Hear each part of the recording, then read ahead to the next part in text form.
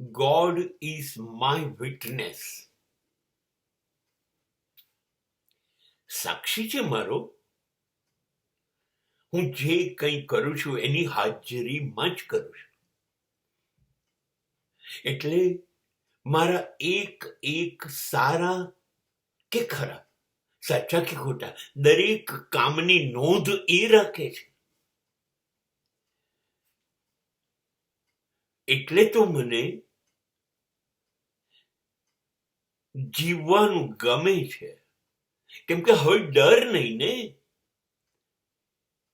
સાથે જ પરમાત્મા છે. એને બધું દેખાય છે અને બધી ખબર પડે છે. એ મને ડગલે ને પગલે ચકાસે છે, તપાસે છે.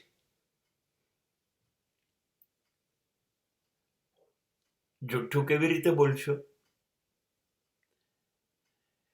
એવો સાક્ષી છે કે જેણે જોયું છે, જેણે સાંભળ્યું છે મારી બાબતમાં, એ બધું જ કહી દેશે છેલ્લી ઘડીએ. જ્યારે મારો અંતિમ હિસાબ થશે, જ્યારે આ જિંદગી પૂરી થશે અને કર્મના લેખા જોખા કરવામાં આવશે ઈશ્વરના દરબારમાં, ત્યારે મારા સાક્ષી તરીકે હું ઈશ્વરને હાજર કરી દઈશ.